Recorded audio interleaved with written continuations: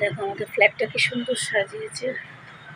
আমাদের ব্যালকনির সামনে কথা আছে না আমার, ব্যালকনির সামনে থেকে দেখা যাচ্ছে নিচেটা। দেখো কি অপূর্ব সাজিয়েছে। ফ্ল্যাটের একদম প্রথম থেকে গেটের সামনে থেকে এত সুন্দর করে পুরোটা লাইটিং দিয়েছে। আর ওদিকের ব্লকটাকে দেখো, আমাদের ব্লকটা দেখাতে পারছে না, অন্য সময় দেখাবো। ওদিকের ব্লকটা পুরো লাইটিং করেছে, পুরো অপূর্ব লাইটিং করেছে। আমাদের ব্লকটাও পুরো করেছে, কিন্তু এখান থেকে আমাদের ব্লকটা আসবে না, ওই ব্লকটাই আসবে। তাও সাইডটা আসছে। আজকে চেষ্টা করবো সন্ধ্যাবেলা গিয়ে ওদিকটা দেখাবার।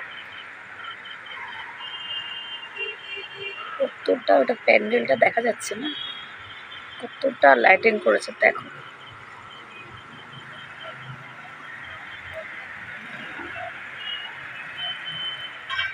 রাস্তা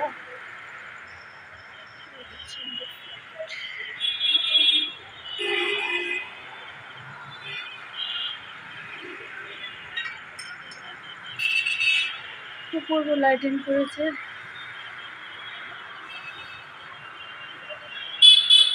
নিচে নেমে গিয়ে দেখালে ভালো হতো। আমি এখন নামছি না, ব্লগটা বানাবো বলে নামছি না, পরে নামবো। নামলে তোমাদের দেখাবো। মনটা আনন্দ হচ্ছে খুব বেশি।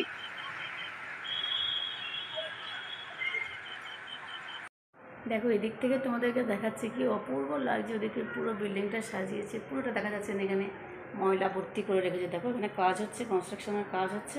এখানে এত ময়লা রেখেছে যে আমি ওখানে যেতে পারছি না।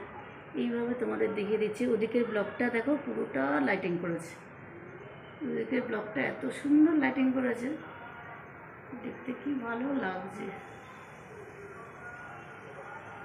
কতটা করে করেছে, দারুণ লাগছে। জুম করতে পারছি না আমি, এরকমভাবে দেখাচ্ছি।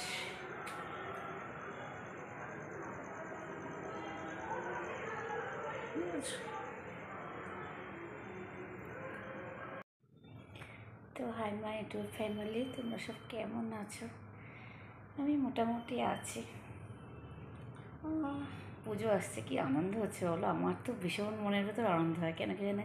আমি প্রথম থেকে একদম ছোটোবেলা থেকে পুজো ব্যাপারটাকে না, দুর্গা পুজো বিশেষ করে, সব পুজোই আনন্দের, কিন্তু বিশেষ করে দুর্গা পুজো এত আনন্দ হয় না গো মনের ভেতরে। মানে সবসময় যেন লাড্ডু ফুটছে মনের ভেতরে, যে কী কী কেনা যায়, কি দেখা যায় না। রাস্তা দিয়ে যখন যাই, পুজোর ধরো প্রায় 1 মাস আগে থেকে এটা আমার সাথে হয়। তোমাদের কার সাথে হয় আমাকে কমেন্ট করো। যে রাস্তা দিয়ে যেতে যেতে, মানে মার্কেটের কাছ থেকে যখন যাই না আমরা, তখন যে কোনো দোকানে যদি কোনো শাড়ি ভালো ঝোলে, মানে দেওয়া আছে, তারপরে রাখা আছে কোনো এর মধ্যে, শোকেসের মধ্যে, আর চুড়িদার, কুর্তি, হ্যাঁ, ভালো কোনো টপ, মানে যে কোনো জামা কাপড় যেই দেওয়া থাকে না, দেখতে এত ভালো লাগে। মনটা পুরো 1 সেকেন্ডের জন্য ভালো হয়ে যায়। মনে হয় যদি এগুলো যা যা আছে সেগুলো সব, যেগুলো পছন্দ সেগুলো সব যদি পুজোয় কিনতে পারি তো খুব ভালো হয়। কিন্তু সেটা তো সম্ভব নয়, প্রত্যেকটা মানুষের ক্ষেত্রে এত কিছু কেনা যায় না। তো যাই হোক, তো এবারে সেই সব ছোটোবেলার দিনগুলো মনে পড়ে এখনও পর্যন্ত। আমার মেয়েরা বড় হয়ে গেছে, কিন্তু আমার মধ্যে এত বেশি পুজোর আনন্দ, ওদের মধ্যে অতটা ওদের টাচ করছে না। আমি যতটা আনন্দে আছি, মানে পুজো মানে আমার কাছে না একটা অদ্ভুত আনন্দ, অদ্ভুত একটা উন্মাদনা। মানে পুজোর কথা ভাবলেই মনটা ভালো হয়ে যায়। যে পুজো আসছে মানে সারা বছরটা আমরা কাটাই কীরকমভাবে বলো না। যেভাবেই হোক, সুখ দুঃখ তো মিলে জীবন, সবারই জীবনে সুখ দুঃখ থাকে। কিন্তু পুজোর ব্যাপারটা আমার মনে হয় যে পুজোটা সারা বছরের পরে পুজো যে আসে, সেটা এত বেশি আনন্দের। মানে এটার জন্য মনে হয়, পুজোটার জন্য, যে পুজো 4 দিন আনন্দ করে বলে সারা বছরটা আমরা যেভাবে হোক কাটিয়ে ফেলি, যে পুজো আসলে খুব বেশি আনন্দ করবো। তো আমার ক্ষেত্রে অন্তত তাই, আমি ভীষণ আনন্দ করি। তো মহালয়ার দিনকে যেমন আমি মার কাছে যাই, হ্যাঁ, সবসময় ঘুম থেকে উঠেই মাত্র মাকে ফোন করি মহালয়ার দিনকে, যে মার জন্য তো পৃথিবী দেখেছি, তাই না? তো মা দুর্গা আসছে মানে, মা দুর্গা আর আমার মা আমার কাছে একদম এক, আমি একটু আলাদা করে দেখি না। তো মাকে সকালবেলা উঠে ফোন করি, মাকে বলি মা তুমি কী করছো না করছো, শুভ মহালয়া বলি। তারপরে পুজোর সময় তো আমি প্রত্যেক বছর আমি মার কাছে চলে যাই। অনেকে আমাকে এই ব্যাপারটা নিয়ে বলে যে কেন এখানে থাকিস না, আমাদের ফ্ল্যাটে এখানে প্রচুর বড় করে পুজো হয়। তো ফ্ল্যাটের সব মেম্বার যারা আছে বড় বড়, তারা খুব সুন্দর করেই পুজো করে। তো আমরা আমাদেরকে বলে যে আপনারা থাকেন না কেন, তো আমি বলি যে আমি আমার মার কাছে যাই। কারণ দেখো মা দুর্গাও তো বাপের বাড়ি আসে, তাই না, পুজোর সময়, তাই তো বলে মর্তে আগমন মানে তাই। তো আমি বা কেন বাড়িতে থাকি, আমি চলে যাই মার কাছে। আর মার কাছে যাওয়া মানে কী বলো তো, তোমাদের কোনো আনন্দ আলাদা করে দরকার হয় না, মা মানেই আনন্দ, তাই না? তো মার কাছে গেলে এত আনন্দ হয় মনটায়, সবসময় মাকে দেখা, মার সাথে থাকা, মার সাথে কথা বলা, মার গলার স্বরটাকে সবসময় শোনা, বা মার টাচে থাকা, মা যে ধরবে সবসময় সেটা, আমার কাছে এগুলো না খুব বেশি মূল্য রাখে। তো পুজো মানেই আমার কাছে খুব আনন্দ। আমি এমনি সারা বছর মার কাছে করে যেতে পারি না, যাওয়া হয় না আমার। মানে ওই যাই আসি, মাকে খাবার টাবার দিয়ে আসি যখন, বা মার সাথে একটুখানি সময় কাটাতে যাই যখন, যাই আসি ওই অবধি, মানে গিয়ে থাকা হয় না, জানো তো। আগে যখন শুধু বড় মেয়ে ছিল তখন আমি গিয়ে থাকতাম তাও মার কাছে, কিন্তু এই ছোটো মেয়েটা হওয়ার পর এত বদমাস ছোটো মেয়ে আমার, যে আমার মার কাছে কি একটুও থাকা হয় না। তো পুজোর সময়টা আমি আজকে তোমাদের সাথে গল্প করতেই বুঝলাম এই জন্যে যে পুজোর ব্যাপারটা এত ভালো লাগে না গো মনে, এমন একটা আনন্দের সৃষ্টি করে যে যে অবস্থাতেই আছে। আমি একটু মেন্টালি বিপর্যস্ত আছি, একটু ডিপ্রেশনে আছি। তো সব তো সোশ্যাল মিডিয়ায় বলা যায় না, তো বলছি না, কিন্তু একটু ডিপ্রেশনে আছি, একটু না হাইলি ডিপ্রেশনে আছি বলতে পারো। কিন্তু আমার মনে হয় কি জানো তো, সব কিছু ডিপ্রেশন ভগবানই দিয়েছে, ভগবানই কাটিয়ে দেবে।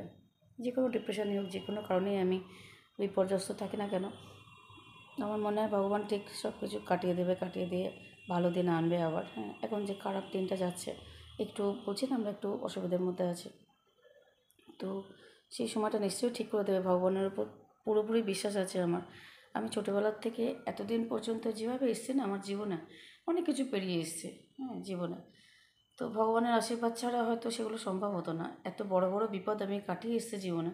ভগবানের আশীর্বাদ আছে, ভগবান মাথার উপর হাত রেখেছে বলে এখনও পর্যন্ত এই সময়টা অবধি তোমাদের সামনে আমি দাঁড়িয়ে কথা বলছি, বা আমি আমার জায়গাটায় আছি। তো আমি ভগবানকে খুব বিশ্বাস করি, নিশ্চয়ই ভগবান কিছু একটা করবে। হেনা করেছি, আমার তো মাথায় ভালো করে শ্যাম্পুটা করা হয়নি, মাথাটা কুটকুট করছে মাঝে মাঝে, মানে কি হেনার কোনো কণা হলেও থেকে গেছে। আমি নার্ভের পেশেন্ট, তো বেশি শ্যাম্পুও করতে পারি না, বুঝেছো, কদিন ধরে একদম ঘুম হচ্ছে না, চোখে দেখো কেমন বড় রিঙ্কেল আসছে, মানে এখানে একটা ভাঁজ আসছে।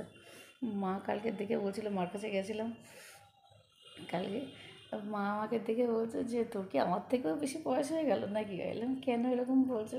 না তোর চোখের বলে ভাঁজ পড়ছে কেন? বললাম যে তোর বাবা, আমার ঘুম হচ্ছে না, তারপরে আমার ব্লাডটা খুব কমে গেছে, যার জন্য আমার চোখের তলায় ভাঁজ পড়ছে। সকালবেলা করে না মুখটা খুব বীভৎস ফুলে যায়। তো সকালবেলা ওই জন্য খুব একটা আমি তোমাদের সামনে আসি না, তোমরা দেখলে ভাবতেই পারবে না যে আমি ওই মানুষটা, মানে এত বেশি মুখটা ফুলে, যেহেতু শরীরে ব্লাড নেই, উফ, মুখটা খুব বেশি ফোলে, তো বীভৎস দেখতে লাগে, আমার নিজেরই বীভৎস লাগে, তোমাদেরকে আর কি সামনে দেখাবো আমি মুখটা, এই জন্য আমি এখন যখন তখন করে করি। এখন যেমন রাত্রির বেলা আমি তোমার সাথে বসে কথা বলছি, রাত্রির মানে 7:30 8টা বাজে। তো আমার দুই মেয়েকেও বাড়িতে নেই, যার জন্য আমি শান্তিতে কথা বলতে পারছি। আমার দুই মেয়ে গেছে, বড় মেয়ে গেছে মার কাছে, আর আমার মার কাছে গেছে থাকবে বলে, আর আমার ছোটো মেয়ে গেছে মাসির কাছে, মানে আমার দিদির কাছে। তো দুজনের পরীক্ষা টরীক্ষা হয়ে গেছে, নতুন যা তো বাবা, ওরা গেলে শান্তিটা কি, বাড়িটার শান্তি থাকে। এত বেশি দুজনে ঝগড়া করে না গো, দুটো পরপর বাচ্চা বলে, তোমাদের যাদের আছে আমার মতো সমস্যা নিশ্চয়ই আছে, এত বেশি ঝগড়া করে দুজনে, এত বেশি অশান্তি করে, মিলও খুব বেশি, কিন্তু অশান্তি এত বেশি করে না গো, আমাদের পক্ষে নেওয়া খুব মুশকিল হয়ে যায়। তো তারপরে পাঠিয়ে দিয়েছি দুজনকে, এবারে দুজন চলে গেছে, এবার আমি আর আমার বর একটু শান্তিতে বসে গল্প করব, মনের যা সুখ দুঃখের কথা আছে সব বলবো, কারণ ওদের সামনে না কিছু বলতে পারে না, বডিগার্ডের মতো দাঁড়িয়ে থাকে। এমনকি রাতে পর্যন্ত কোনো দুটোর চোখে ঘুম নেই, যে আমরা যে রাতে একটু কথা বলবো গল্প করবো, সেও যেন সব কটা জেগে থাকে। আর তো সেটাও একটা মনে আনন্দ হচ্ছে যে ওরা চলে গেছে, আমরা একটুখানি গল্প টল্প করতে পারবো আমি আর আমার বর, দুজনের মুখের সামনে বসে দুটো গল্প করলেও তো মনে শান্তি হয়।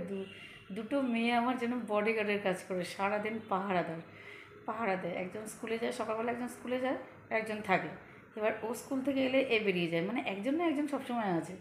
ঘুম নেই চোখে ছোটোটার, জানো, কোনো রকম ঘুম নেই, সারাদিন ননস্টপ বদমাশি করে যায়, কোনো রকম বদমাশির কোনো রকম খামতি নেই। সারা দুপুরে বলি বাবা ঘুমো ঘুমো, মাথায় হাত বুলিয়ে কত কিছু সেবা, ঘুমের কোনো ব্যাপারই নেই। তো ঘুম হয় না, জানো তো, একদম ঘুম নেই চোখে। তো যাই হোক, তো এবারে ঝুল ঝাড়াটা মাঝে মাঝে ক্যামেরায় চলে আসছে, আমার ছোটো মেয়ে করেছে এই কাজটা, ঝোল ঝাড়াটাকে মেরে গেছে। তো সারা বাড়ি এত ময়লা করে না গো দুটো মেয়েতে, আর আমি সামলাতে পারি না। আমারও তো শরীরও ভালো নেই যে আমি পরিষ্কার সব রাখবো, ওই জন্যে খুব একটা পরিষ্কার রাখতে পারি না বাড়ি। তো আজকাল আর কাজও বেশি করতে পারি না। আর গলাটা দেখো আমার কবে থেকে ধরে গেছে, তোমরা যারা আমার ব্লগ দেখো প্রতিদিন তারা জানো যে গলাটার কী অবস্থা, কত দিন ধরে ধরে আছে। এবার ডাক্তার দেখিয়েছিলাম, বলেছে আপনার সেপ্টিক টনসিল আছে খুব বেশি, ফ্যারেঞ্জাইটিস আছে, ভয়েসটাকে রেস্টে রাখবেন। এবার আমার ছোটো মেয়ে যাবো, ভয়েসকে রেস্টে রাখবো, ওর পেছনে কথা বলে বলে সারাদিন চেঁচিয়ে চেঁচিয়ে আমার গলার কোনো রেস্টের আর কোনো ব্যাপারই নেই, বুঝছো, রেস্ট আর আমার হয় না। তো একবার চেঁচালেই সারাদিনের মতো গলাটা ধরে যায়, সেই গলাটা নিয়ে আমাকে সারাদিন চলতে হয়। আমার গলার কী অবস্থা, মারাত্মক অবস্থা গলার। তো যাই হোক, সেটাই বলছিলাম। তো পুজো আসছে, মনটা খুব আনন্দ, জানি না কত কিছু করতে পারবো। আমার মনে হয় এবার যে হারে গরম, পুজোয় বৃষ্টি হবে। আজও ইনফ্যাক্ট খুব জোর বৃষ্টি হয়ে গেল একটু আগে। তো পুজোয় বৃষ্টি হবে, আমার মনে হয় কতটা আনন্দ করতে পারবো। বৃষ্টিতে কাদা ফাদা হলে না, যেহেতু নতুন জুতো ফুতোগুলো একেবারে সহ্য করা যায় না, বা জামা কাপড়েও নতুন নতুন ভালো ভালো দামি জামা কাপড়ে কাদা লাগবে, আমি একদম সহ্য করতে পারি না। কিছু মানুষ আছে না, ওই বৃষ্টি হলে ধরো বৃষ্টি হচ্ছে, কাদা হচ্ছে, তার মধ্যেই চলে যাচ্ছে নতুন জামা কাপড় পরে, মানে তাদের হুজুগটা এত বেশি। আবার কিছু আছে সারা রাত ধরে ঠাকুর দেখে, তোমরাও অনেকে নিশ্চয়ই দেখো, কিন্তু আমি পারি না গো, আমার রাতে হয় না ঠাকুর দেখা। এমনি ভিড়টা একটু অ্যাভয়েডই করে, যেহেতু শরীরটা ভালো থাকে না। সকালের দিকে অনেক সময় দেখে নিই, পঞ্চমীর দিন দেখে নিই, ষষ্ঠীর দিন দেখে নিই, কিন্তু সপ্তমী অষ্টমীতে আমি আর ঠাকুর দেখতে চাই না। মানে এত ভিড় হয় না গো, আর ওই ভিড়ের মধ্যে কোথায় হারিয়ে যাবো, ছেলেদের লাইন আলাদা, মেয়েদের লাইন আলাদা, কোথায়। আর আমার গলার জোরও খুব কম, যে চেঁচিয়ে কাউকে ডাকবো বা কিছু, আমি বুঝতে পারবো কোথায় ওরা গেছে। আমি একবার হারিয়ে গেছিলাম শিয়ালদা স্টেশনে, ছোটোবেলায়, খুব ছোটো নয় তখন, 16-17 বছর বয়স, শিয়ালদা স্টেশনে হারিয়ে গেছিলাম। তো এত ভয় পেয়েছিলাম আমি, মার সাথে ঠাকুর দেখতে গেছিলাম, তো মাকে হারিয়ে ফেলেছিলাম। মার আঁচল ধরে ধরে যাচ্ছিলাম, তারপর যখন মাকে দেখতে, আঁচলটা দেখে মার সাথে কি কথা বলতে হয়, তখন দেখি অন্য কার আঁচল ধরে আমি যাচ্ছি। চিন্তা করো কি ভয়ানক ব্যাপার, মাকে কোথাও খুঁজে পাচ্ছি না, এত ভিড়, আমাকে ঠেলে নিয়ে চলে যাচ্ছে, কোথায় গিয়ে আমি দাঁড়াবো আমি জানি না। সেই এটা মারাত্মক। আর আমার ছোটো মেয়ে যা বদমাশ না, ওখানে ওই ভিড়ের মধ্যে যাওয়া মানে মারাত্মক অবস্থা। তো কোথাও যাবো না সেরকম, হয়তো পঞ্চমী ষষ্ঠীতে যদি একটু ঘুরবো, ব্যাস, তার বেশি আর কোথাও যাবো না। যদি বৃষ্টি হয় তো কোনো কথাই নেই যাওয়ার, ঘরে বসেই আনন্দ করবো, টিভিতে ঠাকুর দেখবো, ওই যথেষ্ট। শরীর যেমন সেরকম চলা উচিত, তাই না? তো কেউ ধাক্কা দিলে প্রাণটা বেরিয়ে যাবে, আমার দরকার নেই। আমার সব বন্ধুবান্ধবরা খুব ঠাকুর দেখে, জানো তো, গল্প করে, আমাকেও বলে যেতে, কিন্তু আমি ঠিক করে উঠছে, তো আমি না যেতে পারি না ওদের সাথে। ইনফ্যাক্ট কালকেও আমার সব কলেজের বন্ধুবান্ধবরা একটা জায়গায়, আর একটা বন্ধুর বাড়িতে যাবে, সেটা অনেক দূর। আমি ওদের কোনো কথাতে উত্তরই দিইনি, মানে গ্রুপে কোনো কথাই লিখিনি আমি, কারণ আমি যেতে পারবো না, আমি জানি। আর আমি যদি না যাই, যাবো না বলি, এর আগে একটা জায়গায় কোথাও গেছিলো ওরা, আমি যাইনি, এবারেও যদি বলি আমি যাবো না, তো ওরা আমার উপর রেগে যাবে। আসল কথা, ওদেরকে আমি বোঝাতে পারি না যে আমি অনেকটা পিছিয়ে আছি ওদের থেকে। আমি সবসময় সব জায়গায় অ্যাটেন্ড করতে পারি না, জানো তো, আমি খুব পিছিয়ে গেছি, এত রোগে ভুগি। আর চ্যানেলটা করেছি বলে হয়তো বেঁচে আছি। আর ছোটো মেয়েটা আজকাল চ্যানেলটা নিয়ে না খুব একটা, এই ছোটো মেয়ে বলছি, বড়ো মেয়ে চ্যানেলটা খুলেছিল, এখন এবার ওর তো বয়স সন্ধে না, ও একটুখানি অন্যরকম হয়ে গেছে, চ্যানেলটা নিয়ে বেশ কষ্ট পেতে হচ্ছে এখন আমাকে, মানে সব কিছুই আমাকে অ্যারেঞ্জ করতে হচ্ছে, আমাকে সব কিছু করতে হচ্ছে। এর আগের তোমরা যারা মহালয়ার যে শুটিংটা করেছিল আমি দেখেছো, খুব একটা ভালো হয়নি, আমার অন্তত মেন্টালি একদম স্যাটিসফাইড নয় আমি, ভালো করতে পারিনি আমি, বা আমি খুব টায়ার্ড হয়ে গেছিলাম সকাল থেকে এত কিছু, আর শোল আর সাজফাজ নিয়ে ভালো পারিনি। চেষ্টা করবো তোমাদের সামনে ভালো করে আনার, তো যাতে ভালো কিছু করতে পারি, দেখবো। চলো, অনেক গল্প করেছি আজকের মতো, টাটা, সবাই ভালো থেকো, সুস্থ থেকো, আর আমার ভিডিও দেখো, লাইক করো, কমেন্ট করো। আজকের মতো এইটুকু, টাটা।